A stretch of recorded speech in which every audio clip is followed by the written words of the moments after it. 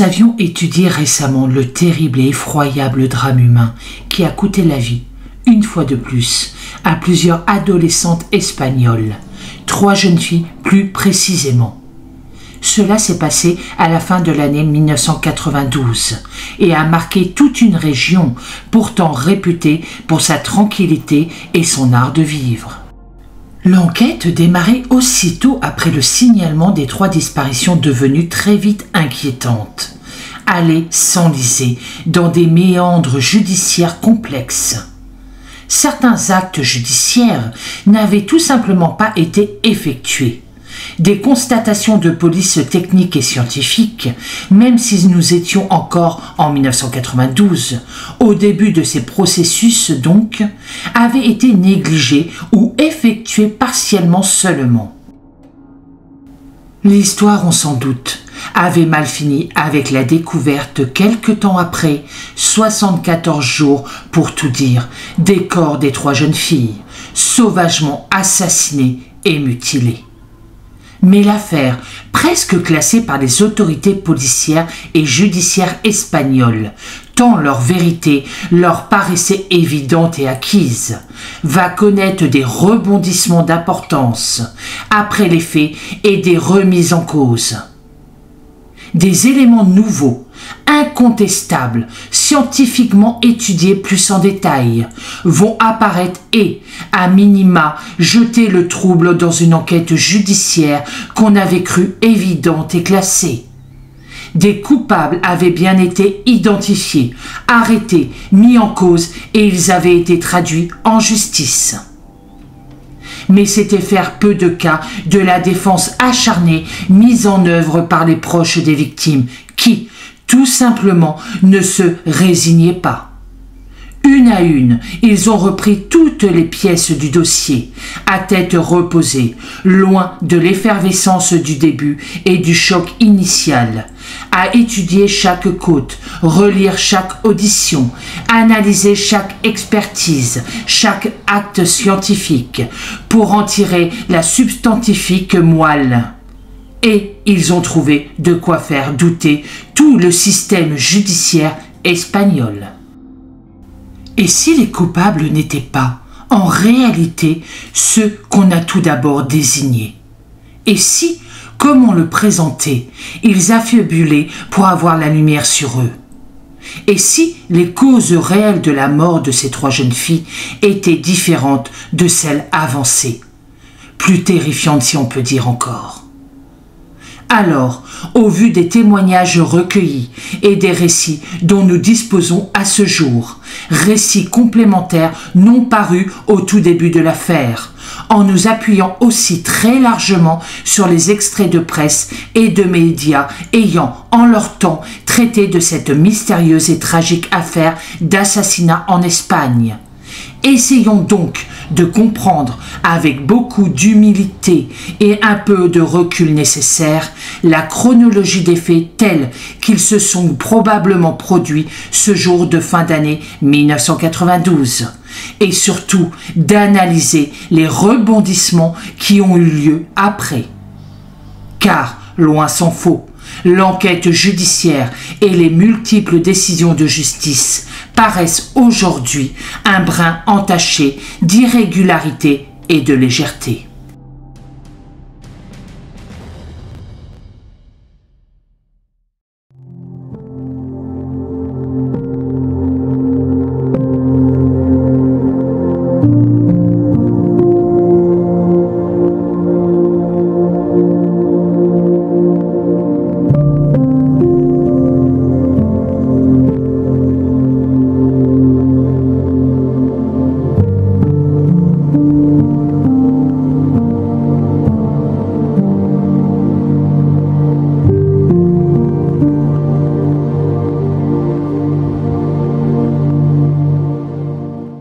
Aloha, j'espère que vous allez bien. On se retrouve aujourd'hui pour des rebondissements et des incompréhensions dans l'affaire des 3 disparus d'Alcázar. La première enquête de cette affaire est déjà parue sur ma chaîne. C'est très important de connaître cette affaire avant de visionner cette deuxième partie. Pour ceux qui ne connaissent pas cette affaire effroyable qui dépasse l'entendement, faites très attention car sincèrement cette affaire est très difficile. Ça peut vraiment perturber les plus sensibles d'entre vous. Donc faites attention à vous, protégez-vous.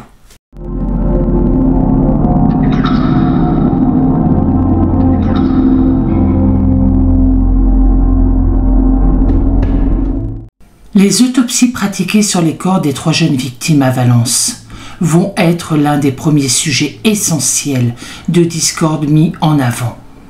Souvenons-nous qu'elles avaient été pratiquées dès le lendemain matin suivant la découverte des 3 corps, le jeudi 28 janvier 1993 donc, à l'Institut médico-légal de Valence, où les corps avaient été transportés. Sans préjuger nullement du sérieux de la démarche ainsi entreprise. Reconnaissons aujourd'hui que cela était peut-être bientôt et un rien précipité. Un corps découvert la veille, assassiné depuis peu, ne se dégrade pas s'il est conservé dans de bonnes conditions, comme la science sait le faire de nos jours. Y avait-il une quelconque précipitation à procéder si rapidement aux autopsies ? Et pourquoi enchaîner les 3 autopsies dans la même journée, sans prendre le temps de les approfondir?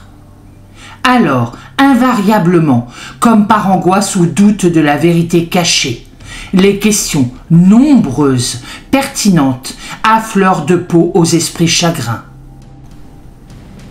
Les constatations médico-légales ont-elles toutes été menées avec minutie et soin sur place dans la fosse de la Romana? Les prélèvements de police technique scientifique ont-ils tous été effectués avec le même sérieux, la même rigueur? Pourquoi les docteurs Ross et Fenollosa, médecins légistes de cet institut médico-légal reconnu, en outre tous 2 experts auprès des tribunaux espagnols, n'ont-ils pas procédé seuls aux autopsies, comme ils le faisaient si souvent et habituellement? Pourquoi un médecin coroner en congé lors du déclenchement de l'affaire judiciaire a-t-il décidé de nommer, peut-on dire à la hâte et sans véritable concertation, mais en tout cas à brûle-pourpoint, un collège de 4 médecins différents supplémentaires à adjoindre à l'équipe habituelle, ce qui, si ce n'est pas juridiquement interdit, reste quand même très inhabituel. Ainsi, une fois l'équipe médico-légale composée et nommée, nous trouvons là les docteurs. Francisco Rose Blaza, médecin légiste et expert auprès des tribunaux. Manuel Fenollosa González, médecin légiste et expert auprès des tribunaux. Alejandro Font de Mora Turon, professeur de pathologie générale et de propédeutique clinique. Directeur de l'Institut d'anatomie médicale de Valence. Il est en congé au moment des faits. Fernando Verdu Pascual, médecin légiste et professeur de médecine légale à la faculté de médecine de Valence. Il est également en congé au moment des faits, mais se libérera aussitôt. Rafael Vincent Garcia, médecin légiste et expert auprès des tribunaux. José Delphine Villa Lea Blanco, professeur de médecine légale à la faculté de médecine de Valence. Il est spécialiste en médecine légale et médico-légale. Il semblerait en outre qu'une certaine précipitation ait accompagné ces 3 autopsies successives, qui sont, rappelons-le si besoin, et des actes importants, si ce n'est essentiel, à la manifestation de la vérité en matière criminelle. En effet, les 3 autopsies sont programmées à 9 h, midi et 15 h, sans tenir compte des éventuelles découvertes médicales à venir ou bien de divers prélèvements à effectuer, rallongeant ainsi le temps consacré. Et, nonobstant la fatigue, les résultats seront en conséquence d'une telle anomalie. Aucune marge n'avait été prévue, ce qui est regrettable et inconcevable. Ainsi, et ce n'est qu'un exemple, on n'a pas jugé bon d'attendre l'arrivée du père de Myriam, l'une des 3 jeunes victimes, arrivant de Londres par le premier vol disponible. Ce qui est fort dommage, l'homme Fernando est choqué, épouvanté et a besoin de réponses. Ainsi, aussi a-t-on longuement ergoté, et le verbe est faible, sur la présence ou non dans l'équipe médico-légale du professeur émérité Louise Frontella, professeur de médecine légale à l'Université espagnole de Séville, une pointure en la matière. L'homme avait en effet été contacté la veille par un haut responsable de la Guardia Civile. Précisons que c'est l'équivalent en Espagne de notre gendarmerie nationale à ce sujet. Il n'intégrera l'équipe qu'au cours de la 2e autopsie, ce qui est encore étrange et ne lui permettent pas, en tout état de cause, d'avoir une vision complète de l'affaire. Et les anomalies vont continuer à s'enchaîner, fatales et irrémédiables, souvent d'importance comme pour accentuer encore les déboires de cette malheureuse affaire.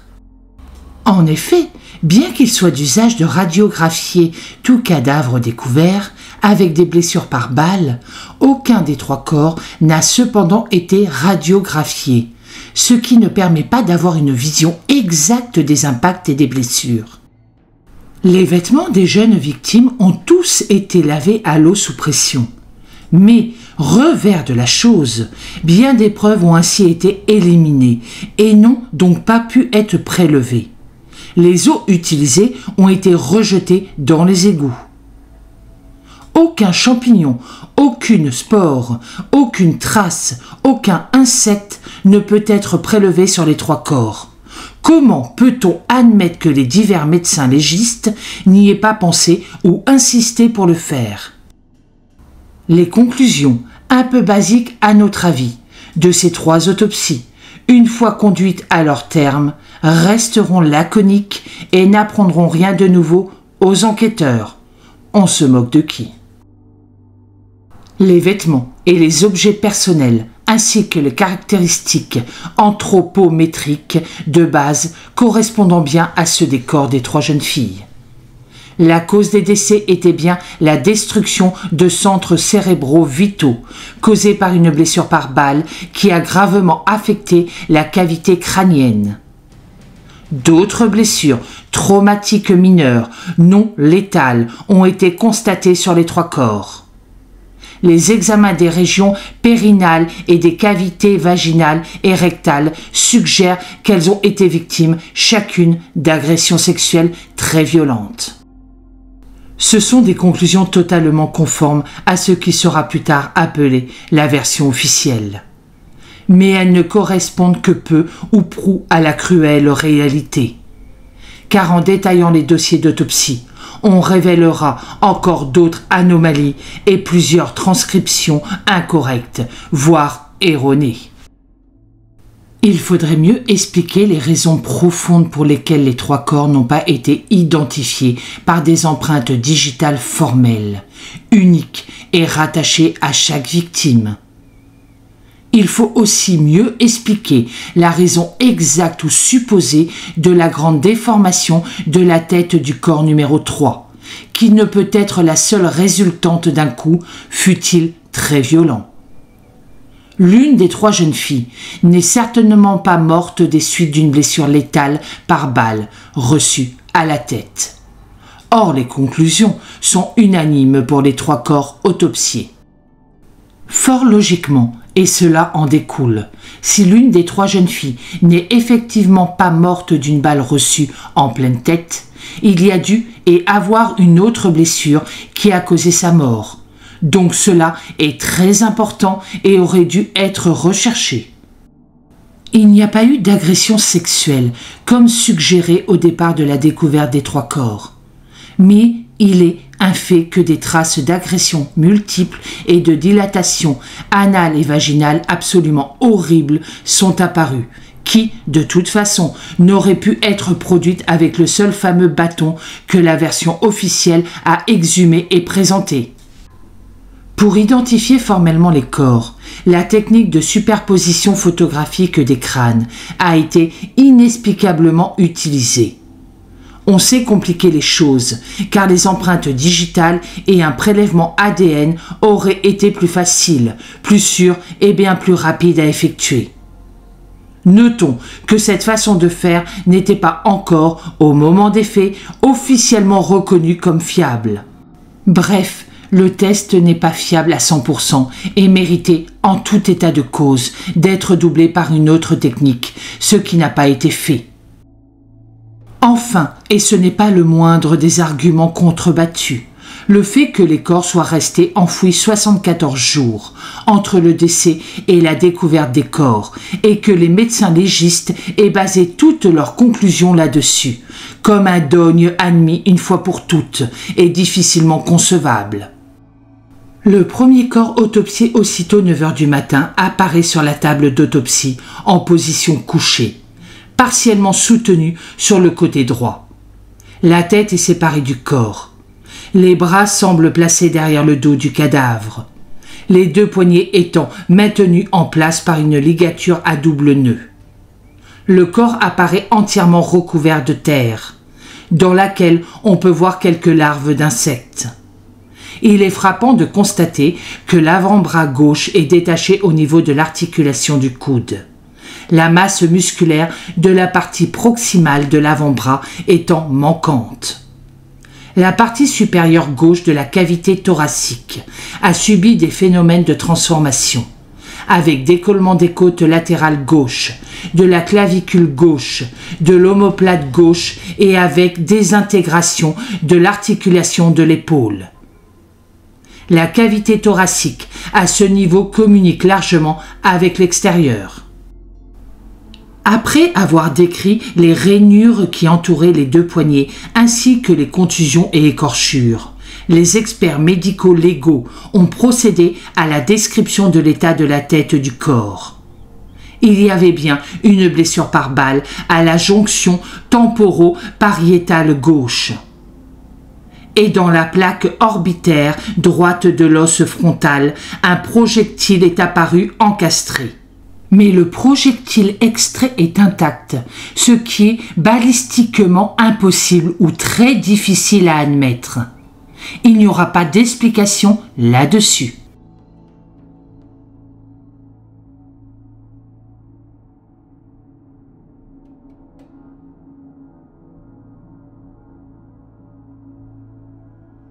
Le corps est placé dans un linceul en plastique blanc, fermé par une fermeture éclair et sur lequel est fixée à l'extérieur une étiquette blanche mesurant 11 x 35 cm, sur laquelle écrit au stylo bleu avec la mention C et le chiffre 1.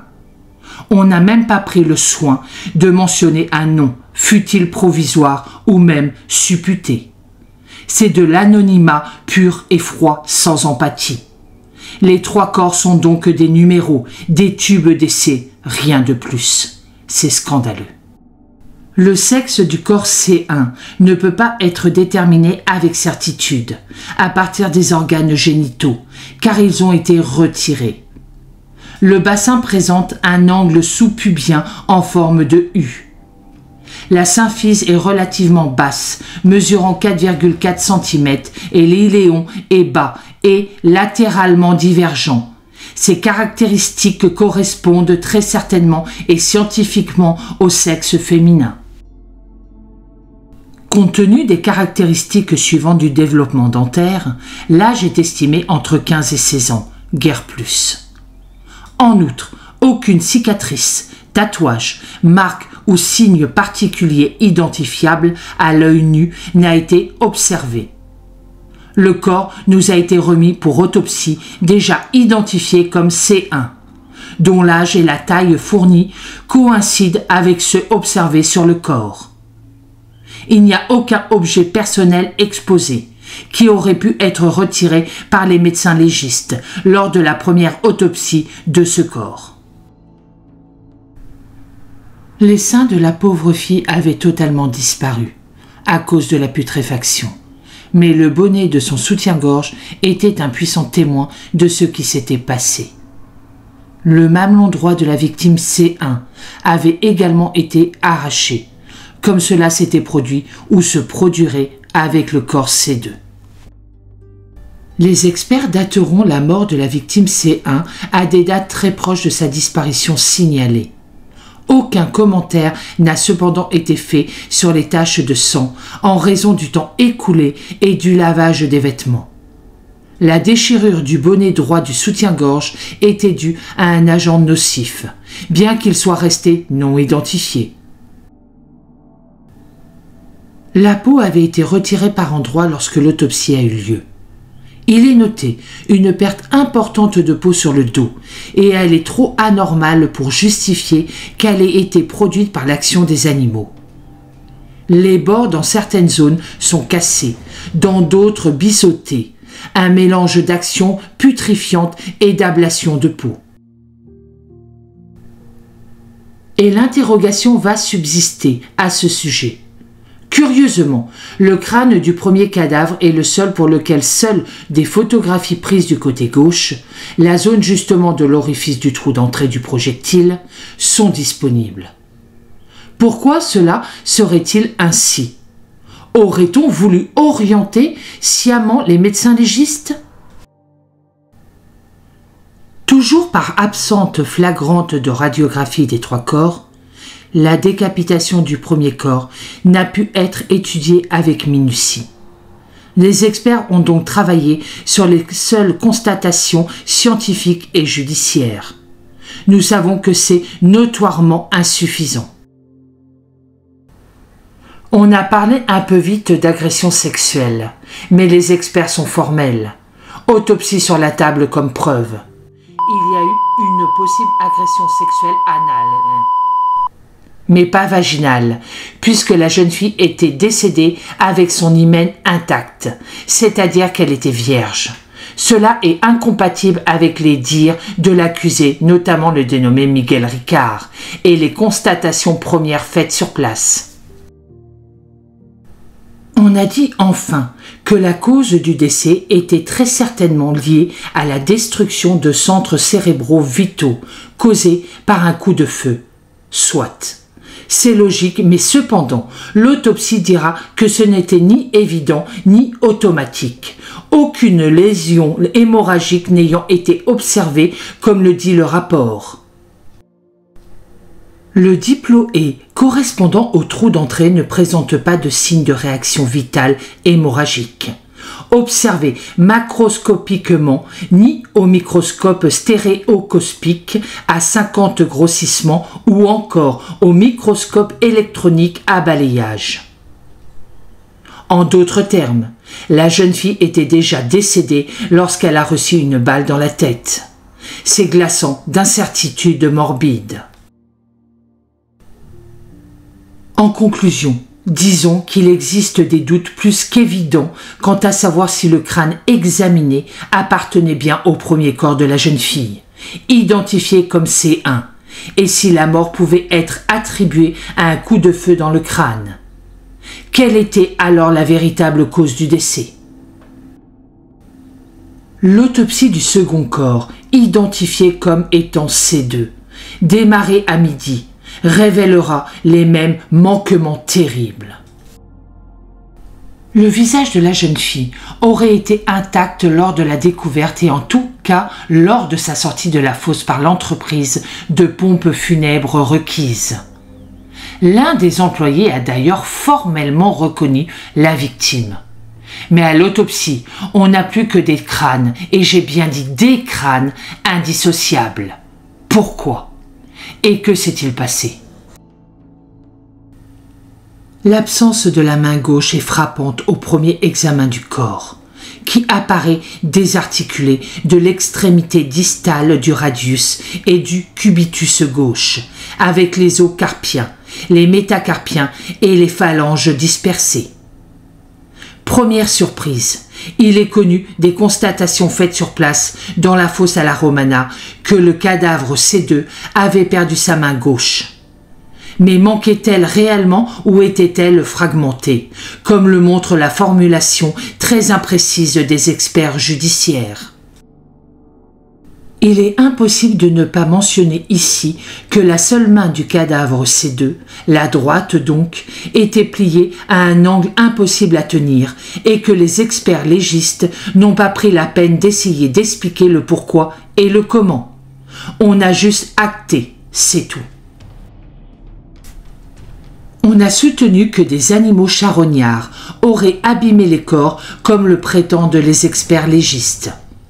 Là encore, soit. Cependant, les vêtements étaient intacts. Comment était-il alors possible et explicable qu'un animal charognard ait dévoré la partie supérieure gauche du thorax, sans détruire les vêtements? Et la même chose se serait produite avec tout l'espace dorsal et la partie supérieure de la région lombaire. C'est difficile à admettre et impossible surtout à prouver. Les traces de couteau et de lame sont trop mal décrites, insuffisamment en tout cas pour bien comprendre la chronologie des faits. Leur ordre d'administration et prouver ainsi la culpabilité formelle des mis en cause. Là encore, on s'est contenté d'acter sans insister plus. Les experts légistes valenciens n'ont pas été très précis à ce sujet. C'est certain même si le docteur Frontella a quand même pris le soin de décrire 3 coups de couteau dans le dos, près de la ligne médiane qui avait provoqué les trous que l'on pouvait voir sur la chemise de la jeune victime. Puisqu'il y avait un trou d'entrée et un trou de sortie pour le tir d'un projectile crânien, aucune balle n'aurait logiquement dû apparaître nulle part. Cependant, la surprise est là, encore de taille, lors du tri et de l'inspection systématique et routinier du matériel contenu dans les linceuls. Un projectile a bien été retrouvé dans celui correspondant au cadavre C2, qui a ensuite été mis à la disposition du tribunal. Comment est-ce possible? Y aurait-il eu là encore 2 tirs? On notera même que le poing refermé de la victime contenait un projectile. Et il faut aussi préciser une chose extrêmement importante. Les 2 balles étaient intactes, comme si elles n'avaient pas servi. Comme dans le cas de la victime C1, les larves d'insectes ont été totalement ignorées par les experts médicaux légaux, même si elles pouvaient indiquer la possibilité d'un premier enterrement, bien sûr antérieur à celui de la Romana, lieu de découverte finale. On n'a pas cherché, on n'a pas approfondi. Il y aura débat à ce sujet. Même si le délai de conservation des larves avait été prolongé en raison de la baisse des températures, il ne semble pas possible qu'ils auraient atteint 74 jours, la date officielle du décès des filles. Il n'est donc pas exagéré de dire que nous avons affaire à une seconde inhumation, hypothèse renforcée par le fait que les corps étaient enveloppés dans un sol argileux différent du sol calcaire qui entourait la fosse. Pourquoi les assassins se sont donné autant de mal? L'examen gynécologique en vient aux mêmes conclusions que lors de la première autopsie. Il y a eu dilatation anale forcée et très sévère. En d'autres termes, la jeune fille n'était plus vierge et avait un hymen cicatrisé. Aucune solution récente de continuité traumatique n'a été observée, ce qui implique qu'elles existaient, mais n'étaient pas récentes. Donc a priori, pas d'agression vaginale. Encore une fois, ce ne sont pas les aveux de Miguel Ricard. L'autopsie du 3e et dernier corps, identifié sous ces 3, ne sera pas en reste. L'autopsie démarre à 15 h ce jour-là. C'est logique, au vu des précédents examens, déjà longs et chronophages. Là aussi, comme si cela ne suffisait pas à noircir l'affaire davantage encore. Bavures et anomalies vont se cumuler à l'envi. Le corps présentait une grande difformité à la tête, immédiatement remarquée par tous, même les moins expérimentés des médecins légistes. C'est dire. Néanmoins, on n'y s'y attarde pas, et surtout, on ne l'explique pas. Cette déformation sévère sera plus tard expliquée par l'Institut national de toxicologie dans un rapport publié à Madrid le 9 mars 1993, disant que c'était génétique et absolument pas lié au phénomène criminel. En réalité, la base du crâne était encore en croissance et était suffisant pour avoir provoqué une orbite peu profonde et avoir fait saillir les globes oculaires plus que la normale. Ne l'a-t-on pas vu de suite? N'était-ce pas connu des légistes? La plupart des craniosynotoses d'origine génétique autosomique dominante sont suivies de polydactylie, de syndactylie ou de clinodactylie. Étant donné que ces trois ne souffraient d'aucune de ces anomalies, il nous reste le syndrome de Crouzon, qui provoque des phénotypes similaires à ceux décrits par l'INT dans son rapport. Je vous mets la photo d'une famille de 5 membres touchés par le syndrome de Crouzon. Je vous laisse le soin de déterminer si le corps C3 et l'un de ses parents ou de ses frères et sœurs correspondait au phénotype créé par le syndrome héréditaire susmentionné. Pour ce troisième corps, la trajectoire du tir indique la direction d'arrière en avant, de gauche à droite et légèrement ascendante, en imaginant la base du crâne en position horizontale sur un plan dur. Le corps apparaît totalement imprégné de terre dans laquelle on observe un petit nombre de larves d'insectes, ceux qui sont restés après avoir été nettoyés par les médecins légistes. La Calliphora vicina étant l'espèce la plus abondante dans la colonisation précoce des cadavres. Une fois la ponte effectuée, les larves éclosent en 24 heures et passent par 3 phases de croissance. La deuxième est arrivée environ 20 heures plus tard et la troisième 48 heures plus tard. Le cycle complet est donc d'environ 4 jours, dans des conditions idéales, avant que les larves ne quittent le cadavre et se dispersent pour se transformer. Comme les larves étaient encore présentes à l'intérieur du crâne, si nous supposons qu'elles étaient dans la troisième phase, nous avons un minimum de 4 jours à compter de la ponte. Un délai qui pourrait être plus long en fonction de la température.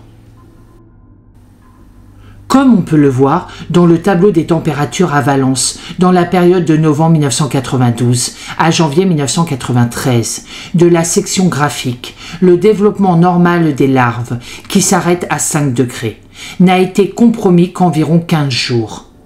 L'enterrement superficiel. Bien que le délai ait été prolongé en raison de la baisse des températures, il ne semble pas possible qu'ils atteignent 74 jours, date officielle de la mort des filles. Il n'est donc pas risqué d'affirmer qu'il s'agit d'un deuxième enterrement, comme on l'a précisé bien avant, une hypothèse renforcée par le fait que les cadavres étaient enveloppés dans une terre argileuse différente de la terre calcaire autour de la fosse. Si le crime avait été commis dans les environs de la fosse de la Romana, les cadavres auraient dû rester un certain temps sans être enterrés jusqu'à ce que les insectes aient pondé, ce qui ne correspondait pas à la version officielle. L'autre possibilité est que les cadavres présentaient déjà des larves provenant d'un premier enterrement ou d'un endroit en plein air où elles avaient été précédemment déposées, ce qui ne correspond pas non plus. Mais comme l'a déclaré un des médecins légistes Verdu, lors de l'essai d'expertise de la 20e section de l'audience, le 10 juin 1997, je le cite, « En ce qui concerne les pratiques de radiographie, elles étaient absolument hors de propos. En ce qui concerne l'étude des larves, elles n'étaient pas pertinentes. En ce qui concerne l'étude des champignons, il n'était pas pertinent. »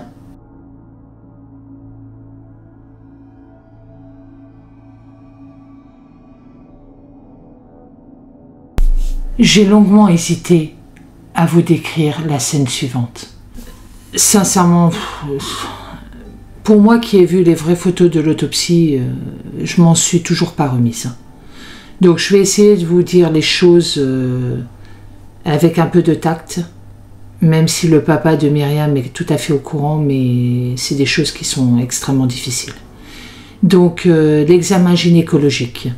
Les médecins légistes ont décrit une dilatation notable de l'orifice anal, qui présente des dimensions de 6 x 8 cm. Donc pour vous expliquer, clairement, c'est la forme d'un entonnoir. Pour se faire une idée des dimensions, il suffit de dire que le diamètre combiné des 3 pièces de 2 € alignées mesure un peu moins de 8 cm. Donc là, on en est à 6 x 8. Donc je vous laisse imaginer, même si il ne vaut mieux pas. Elles ont vécu quelque chose d'inimaginable. On ne peut même pas imaginer ce qu'elles ont pu vivre.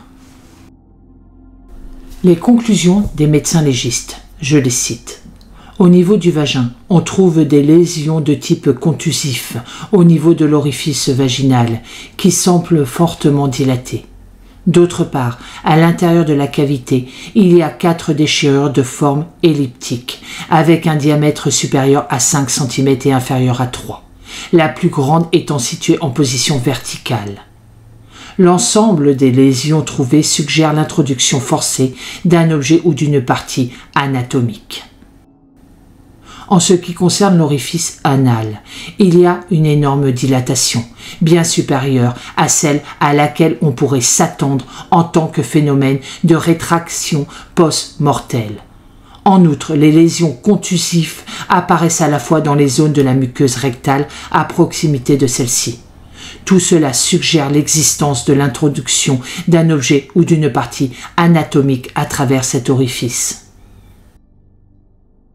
Il faut souligner qu'elles n'ont pas été mentionnées par Miguel Ricard dans sa déclaration définitive au tribunal, où il décrit l'agression contre ces 3 comme suit. Une fois qu'ils ont dîné, Antonio a enlevé les vêtements et une fois nu, il l'a jeté sur le matelas, lui faisant la même chose qu'il a fait avec le corps de C1, c'est-à-dire qu'il l'a d'abord devant, puis derrière, et enfin il a introduit un bâton. À partir de ce moment, jusqu'à l'enterrement des 3 filles, Ricard ne décrit aucune agression ultérieure contre ces 3 qui auraient pu provoquer des déchirures vaginales, ce qui montre pour la 1e fois qu'il n'avait aucune idée de l'affaire. Poursuivant l'examen gynécologique, les médecins légistes ont commencé ce qui suit. La fille n'était pas vierge et avait l'hymen cicatrisé. Aucune solution de continuité récente n'a été observée, ce qui implique qu'il y en avait, mais elle n'était pas récente. Pour comprendre cela, nous allons nous référer à un texte spécialisé dans la matière. Lorsque l'hymen se déchire lors des rapports sexuels, il reste un tissu cicatriciel appelé caracule hyménéréal, à la forme de lamelles qui, s'il y a eu des accouchements, finissent par se déchirer, laissant de petits restes connus sous le nom de caroncules mytiformes. Si la déchirure est récente, les bords sont rouges, saignants et enflés, et la cicatrisation est terminée en 3 ou 4 jours. Lorsque celle-ci s'est déjà produite, il est impossible de déterminer si la déchirure a 1 semaine, 1 an ou plus. Après l'autopsie, il n'a pas été possible de déterminer si la fille était vierge au moment de son enlèvement. Mais si elle l'était, un certain temps aurait dû s'être écoulé entre le moment où ses ravisseurs l'ont agressée et le moment où elle a été tuée. Elle aurait été en vie au moins 3 ou 4 jours, le temps minimum nécessaire à la cicatrisation de l'hymen. Par conséquent, si la jeune fille était vierge lorsqu'elle a été enlevée, la version de Ricard était fausse, car il affirmait qu'elle avait été assassinée le jour même de son agression sexuelle. La cause du décès, selon les médecins légistes valenciens, la mort a été causée par la destruction de centres de vie encéphaliques. Cette destruction de centres de vie a été causée par une blessure par balle. Orifice d'entrée au niveau de la jonction occipito-pariétale gauche à environ 2 cm au-dessus et 5 cm à l'intérieur de l'apophyse mastoïde. En résumé, une grande déformation de la tête correspondant à une crâniosyntose, que personne n'avait remarqué de son vivant. Des chaussettes perdues, il n'y avait qu'un seul corps qui en avait. Une faune cadavérique ignorée. Une main droite avec ses os et ses ongles, 4 ongles de la main gauche et la quasi-totalité des pièces dentaires de la mâchoire supérieure qui disparaissent. Un bras gauche désarticulé du tronc au niveau de l'épaule, dont l'origine n'est pas expliquée par les médecins légistes. Beaucoup de sang au fond de la cavité thoracique droite, alors que la mort officielle a eu lieu il y a 75 jours. Une plaie très sévère au genou gauche, d'origine inexplicable. Ecchymose et érosion partout. Étranges taches ressemblant à des brûlures sur la peau de la jambe et du pied gauche. Dilatation vaginale et anale très effrayante. 4 déchirures elliptiques post-mortem dans le vagin. Absence de lividité cadavérique et un cadavre avec un état de conservation assez différent de celui auquel on pourrait s'attendre après 75 jours. La version officielle ne tient pas. De plus, ni le bras désarticulé, ni la perte des dents, ni la blessure au genou, ni les taches noires, ni les déchirures vaginales et anales ne sont décrites par Miguel Ricard dans sa version officielle du 2 mars 1993.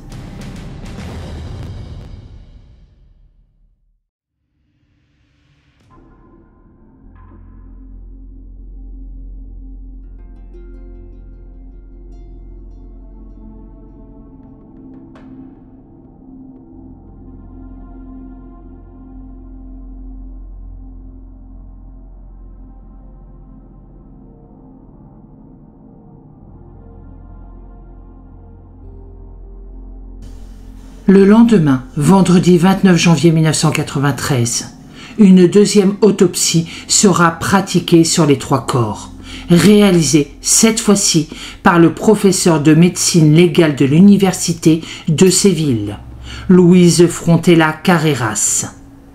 L'opération est suivie de près par les 6 experts légistes valenciens et 2 gardes civils enquêteurs qui ont filmé tout le processus. Cela a eu lieu entre 17h et 15 minutes et 22h et 50 minutes.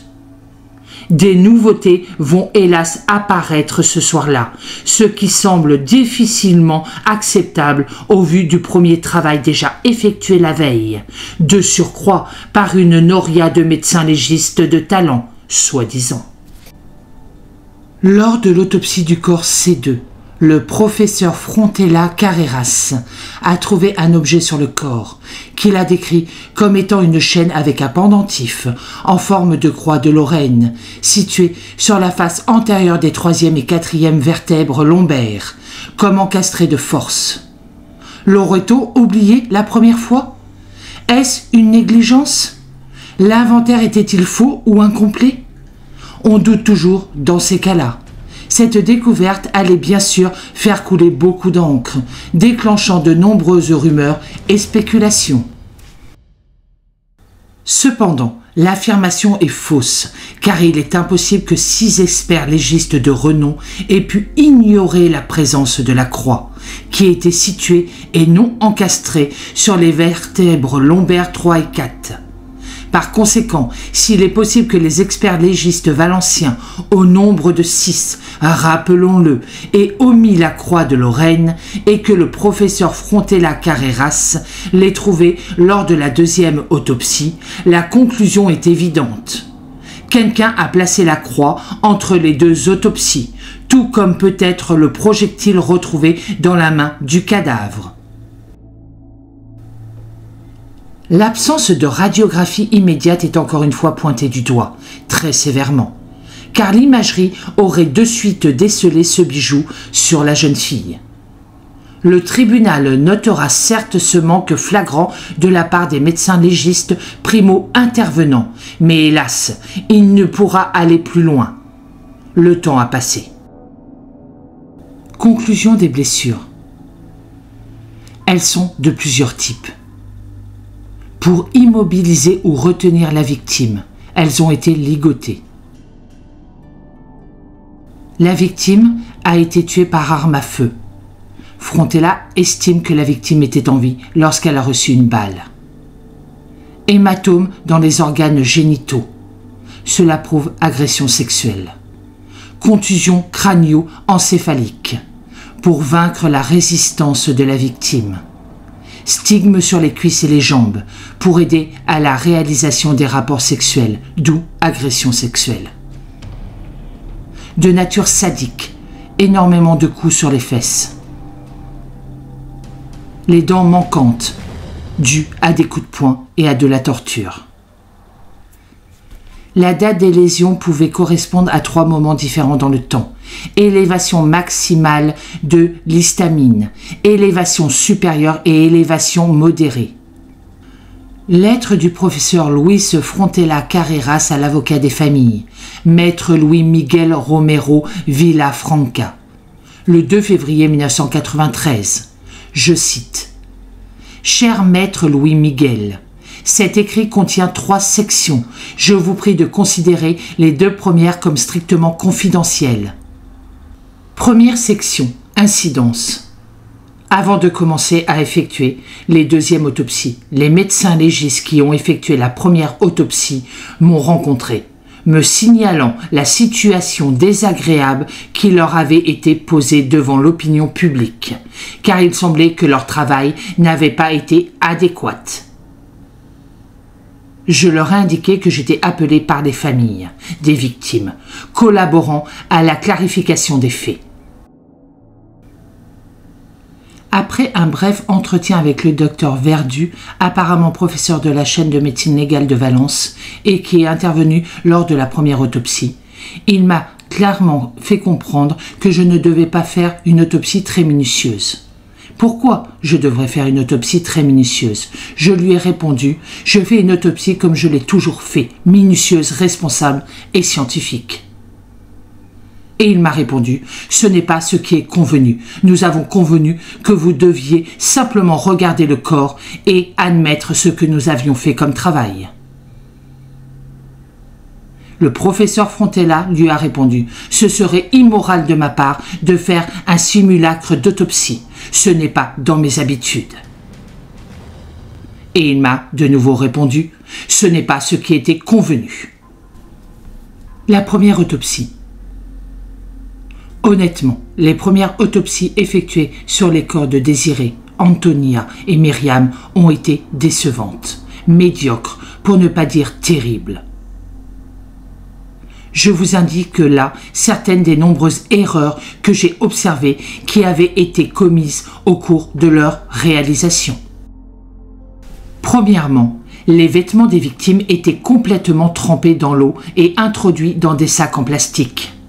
Il s'agit d'une attaque contre les principes les plus élémentaires de la criminalistique, car avec cette manœuvre maladroite, les taches de sang, de salive, de sperme et d'autres qui pourraient exister sont dénaturées, envahies par des champignons, pourrissent plus qu'elles ne l'étaient et de nombreux indices d'intérêt criminel peuvent perdre leur valeur ou disparaître. Lorsque des vêtements ou des échantillons humides ou mouillés sont retirés d'un cadavre, ceux-ci doivent être séchés immédiatement ou avec la plus grande urgence possible. Une fois séchés, les taches et les signes sont normalement inchangés. C'est un principe de base qui n'a pas été respecté par ceux qui ont effectué la première autopsie. Selon l'état des vêtements, ceux-ci n'avaient pas été étudiés au cours de la première autopsie, ou non avec une minutie et un jugement scientifique suffisant. Il y a des indices de grand intérêt. Lorsque nous avons effectué la deuxième autopsie, les têtes avaient été enlevées des corps par les médecins légistes et peut-être envoyées dans un autre centre, ainsi que les organes génitaux et les mains. Cela m'indique que les médecins légistes ou l'équipe qui est intervenue ne maîtrisent pas les techniques d'autopsie, d'interprétation et de criminalistique. Il n'était pas nécessaire d'effectuer de telles amputations. Un prélèvement d'échantillons approprié aurait été suffisant. Je suis alarmé et choqué. Parmi les opinions de l'un des médecins légistes, leur doute quant à savoir s'il y a eu agression sexuelle et pénétration d'un objet. Quand nous voyons l'état des corps, mais bien sûr qu'il y a eu, malheureusement. Quand j'ai demandé au médecin légiste où se trouvaient les cheveux de chacune des victimes, pour prélever des échantillons indépendants de chacune d'elles, qui pourraient servir à des constatations criminelles ultérieures, à mon grand étonnement, ils m'ont dit que les cheveux des 3 victimes étaient mélangés. En effet, au lieu d'avoir la précaution de séparer les cheveux de chaque victime, ils étaient tous mélangés en formant une boule entre les membres de l'un des cadavres. Alarmant, les médecins légistes qui ont effectué la première autopsie n'ont pas effectué la dissection et l'autopsie correcte des membres des victimes, ce qui a dû être effectué par nous. Cet aspect a une grande importance et aurait pu avoir des conséquences désagréables car, d'après la description qu'un médecin légiste a faite des blessures subies par les victimes, j'ai l'impression qu'ils n'ont pas su délimiter correctement ce que sont les transformations chromatiques putréfactives des violences réelles. Ceci est particulièrement grave car, si nous n'étions pas intervenus pour clarifier cela, cela pourrait entraîner des divergences notables dans la constatation des déclarations des accusés avec la réalité des faits et la reconstruction de l'événement et cela empêcherait de connaître la vérité exacte de ce qui s'est vraiment passé. Troisième section. Nous sommes dans des conditions scientifiques et de soutien technique pour clarifier totalement les faits, avec objectivité, reconstituer la vérité de ce qui s'est passé et, à travers les indices, identifier les véritables auteurs dans chacune des phases. Pour pouvoir effectuer l'expertise confiée, et étant donné qu'ils avaient été enlevés des corps, les parties importantes pour le moment, il est indispensable que les éléments suivants nous soient envoyés. Toutes les photographies qui ont été prises au cours de la première autopsie, avec une description de ce qu'elles représentent, puisque nous n'avons pas vu de partie des cadavres manquantes et qu'il est nécessaire que nous vérifions l'état des victimes avant le retrait des vêtements, jusqu'à l'apparence des tissus au cours de la première autopsie. Ils ont indiqué qu'ils m'enverraient les photographies de toute urgence. J'ai même pensé qu'ils allaient me les remettre à la fin des autopsies que nous avons effectuées. Je ne les ai jamais reçues. Photographies prises au cours de la levée des cadavres. Nous devons corréler certaines marques qui se trouvaient sur la peau des cadavres et la distribution des taches avec les positions des cadavres sur le lieu de l'enlèvement, pour l'interprétation correcte de certains signes. Étant donné que nous avons commencé l'étude des vêtements des victimes, il n'est pas prudent de les retourner tant que nous n'avons pas fini d'effectuer toutes les opérations nécessaires. Il est nécessaire que des échantillons de poils des suspects nous soient envoyés afin de les comparer avec les poils trouvés sur les vêtements afin d'obtenir des preuves catégoriques d'identification des auteurs. Des éléments importants sont de la détermination des distances auxquelles les tirs, les positions, les directions et l'enquête sur d'autres violences ont été effectuées, la clarification du type d'accès charnel et toute une série abondante de détails d'intérêt pour la reconstruction complète de l'événement. À cette fin, nous devons disposer des têtes, des mains et des appareils génitaux retirés des victimes, une fois qu'elles ont terminé leur étude. Si, à la suite de l'étude réalisée, des parties de ces tissus ont dû être détruites, qu'ils nous envoient des photographies qui ont été réalisées avec leur destruction et les résultats des analyses et des études effectuées. Poils et autres indices trouvés dans les véhicules, les maisons ou d'autres lieux en relation avec les suspects, afin de les comparer aux poils et aux fibres des victimes. Relations et détails des vêtements portés par chaque victime de son âge et d'autres détails de ses caractéristiques physiques. Je suis à votre disposition pour toute question, clarification ou information supplémentaire. Cordialement. Il vous salue, Louis Frontella Carreras.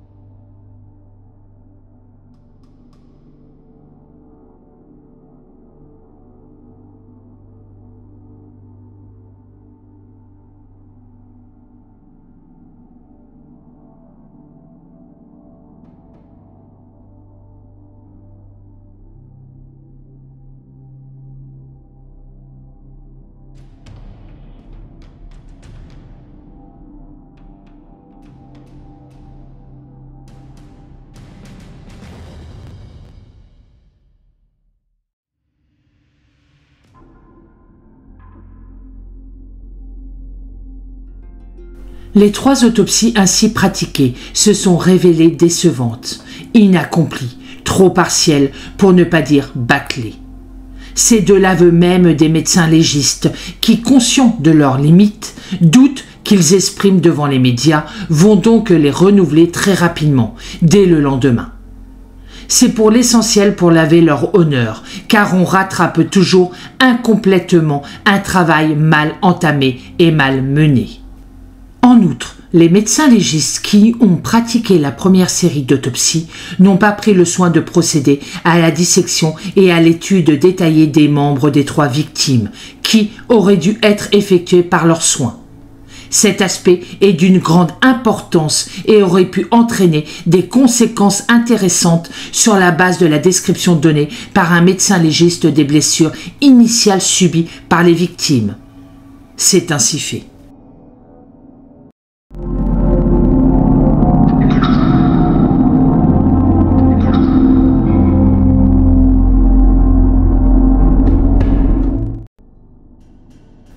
Nous savons que l'étude détaillée des lieux de découverte des 3 corps, le mercredi 27 janvier 1993, n'a pas été menée dans les règles de l'art.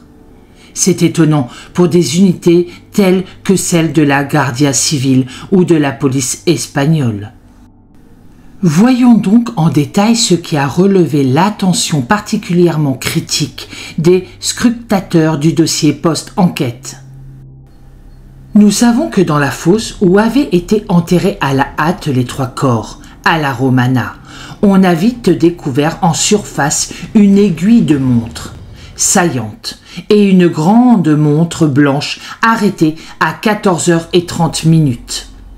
Plus bas, sous un peu de terre, une chemise avec 2 pierres, 2 rondins de bois et enfin un premier corps présentant les mains liées et la tête détachée du corps.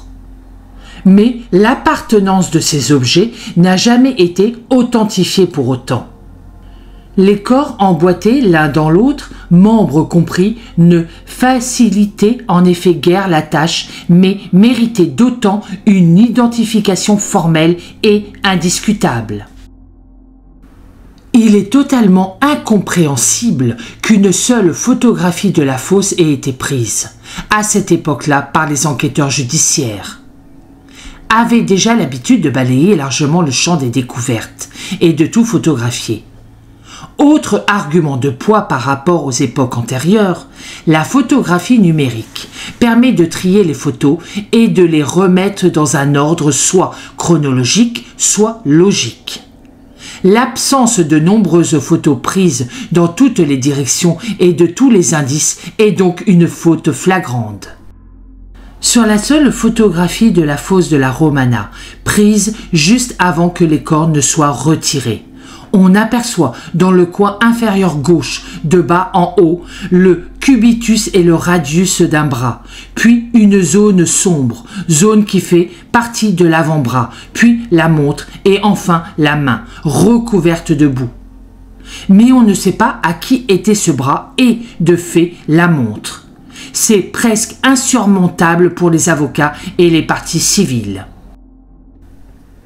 Une information d'une importance cruciale. Sur la seule photographie prise, et elle est donc d'importance, l'horloge, c'est-à-dire la montre, marque 14h20. En outre, elle n'a pas d'aiguille des secondes, tandis que celle de la photo prise à l'autopsie, à l'Institut médico-légal, la montre représentée marque 17 minutes de moins et a bien une aiguille trotteuse des secondes, qui bouge également. C'est un suspense total et c'est de mauvais goût, car on a 2 montres différentes, 2 bras différents. Qui était dans la fosse avec les 3 autres victimes? Rappelons aussi qu'Aquino, l'apiculteur, premier témoin sur les lieux, avait bien déclaré de façon très officielle avoir vu quelque chose de semblable au poignet d'un homme. Et puis, il a aussi affirmé que ce qui apparaissait sur les photos prises par la Guardia Civile n'était pas ce qu'il avait vu. Une question lancinante, résiliente, revient aussi souvent.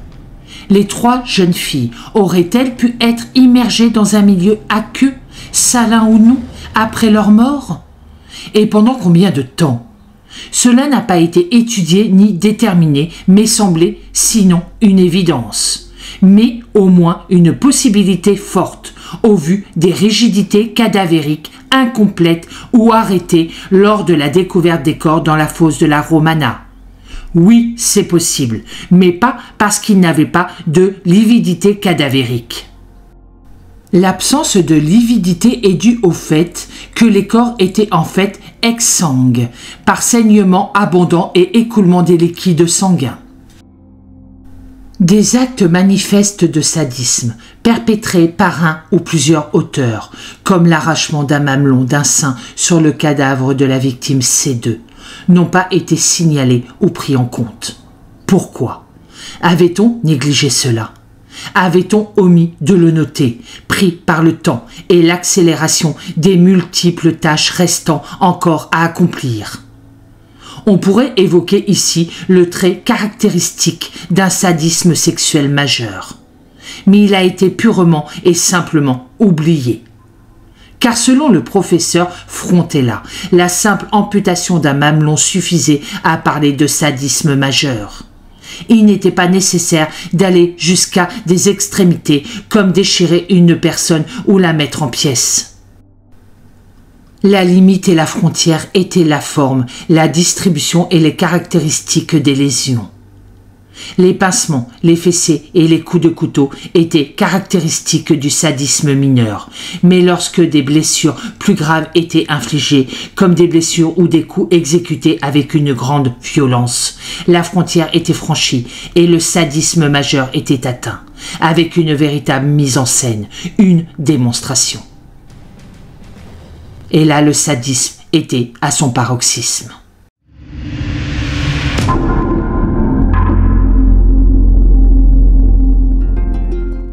Nous reviendrons prochainement dans une prochaine vidéo sur les théories et les recherches de Fernando Garcia, le papa de Myriam, et Juan Ignacio Blanco, criminologue. On mesure, à l'aune de ces constatations et de ces indices relevés, en contradiction parfois flagrante, avec l'évidence scientifique, toute la colère du père de l'une des jeunes victimes, Myriam. Il s'exprime, je cite, « Après 74 jours de recherche de ma fille disparue, je l'ai retrouvée dans un endroit complètement inaccessible, inconnu d'elle et de moi, enterrée à la hâte dans les bois. Lors de l'autopsie, j'ai vu qu'il manquait à ma fille une main entière, qui n'était pas ou n'était plus là. Elle n'existait pas, tout simplement. En plus, il lui manquait 17 dents qui n'étaient pas là. Elle n'existait pas non plus. On n'a pas pu me la présenter. On a voulu me faire croire naïvement à un effet de disparition par putréfaction. Là, j'ai compris qu'on se moquait carrément de moi. Je n'oublie pas qu'on les avait classés, autorités réputées en la matière.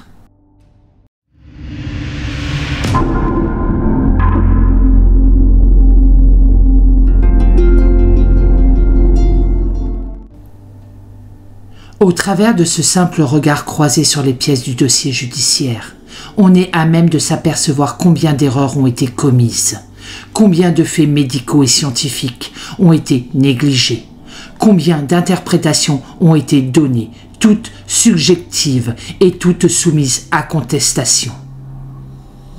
Ne portons ni jugement ni condamnation à tous ceux qui ont travaillé sur ce sujet pendant longtemps.